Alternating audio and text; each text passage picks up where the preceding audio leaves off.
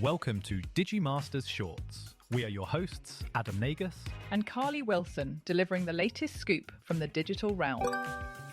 New York has temporarily blocked the construction of new large-scale data centers as it drafts rules to address environmental and energy concerns tied to artificial intelligence infrastructure. Governor Kathy Hochul signed an executive order creating the nation's first statewide moratorium on hyperscale data centers, which consume vast amounts of electricity and water to power and cool thousands of servers. The pause will last up to 1 year while state regulators develop standards focused on environmental impact, energy demand, and water usage. The move places New York at the center of a growing national debate over how aggressively to regulate the fast-expanding AI industry.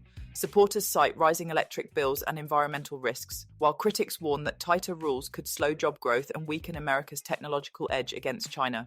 President Donald Trump has cautioned states against imposing new restrictions on AI development, echoing concerns from major tech companies.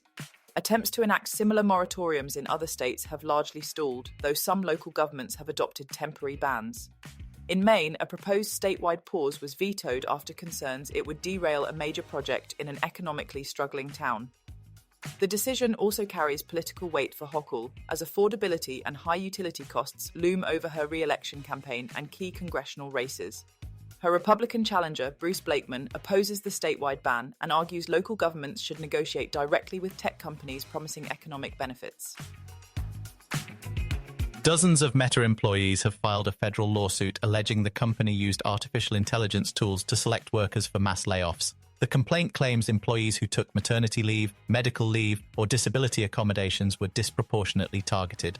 Filed in California, the suit challenges Meta's recent workforce reduction of about 8,000 jobs at its parent company of Facebook, Instagram, and WhatsApp. According to the 71-page complaint, Meta relied on internal AI systems that analyzed performance ratings, keystroke activity, and productivity data to rank and select employees for termination. Plaintiffs argue those systems failed to account for protected leave, effectively penalizing workers for exercising legal rights.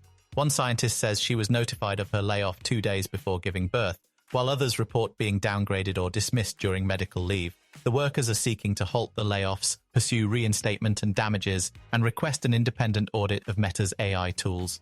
Attorneys argue the company kept the selection process secret and did not provide meaningful consent for its employee monitoring program. Meta denies the claims, stating that workforce decisions were made by people, not AI. The case highlights growing concerns over artificial intelligence in the workplace as regulators increasingly scrutinize automated decision systems for potential bias and discrimination. Roughly 80% of workers worldwide are checked out on the job, according to Gallup, with engagement sliding back to pandemic-era lows. Gallup CEO John Clifton says the global workplace is so broken that humanity may be closer to colonizing Mars than fixing it. He points to a costly cycle of poor management, low morale, and disengagement that drained an estimated $10 trillion from the global economy last year. Yet 80% of employees say they enjoy the work itself, suggesting the problem lies more with workplace culture than with the jobs. As tech leaders promote an AI-driven future and even interplanetary living, many workers remain anxious about what technology means for their careers. Among Gen Z, excitement about AI has fallen sharply, while anger and unease are rising. LinkedIn executive Anish Raman says much of that fear comes from a sense that AI decisions are being made without workers' input.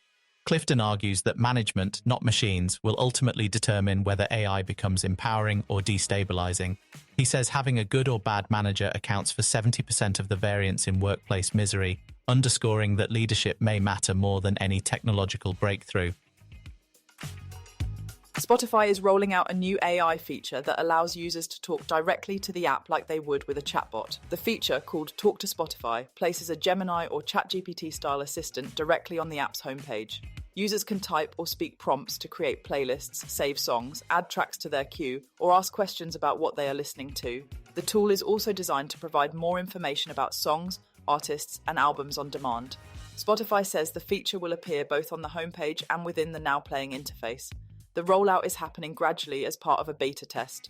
For now, access is limited to premium subscribers. The feature is only available in the United States, Ireland, and Sweden. It currently supports English language interactions only. The move signals Spotify's latest push to integrate generative AI deeper into the music streaming experience. Thank you for listening to today's AI and Tech News Podcast Summary. please do leave us a comment, and for additional feedback, please email us at podcast@digimasters.co.uk. You can now follow us on Instagram and Threads by searching for @Digimaster Shorts or search for Digimasters on LinkedIn. Be sure to tune in tomorrow and don't forget to follow or subscribe.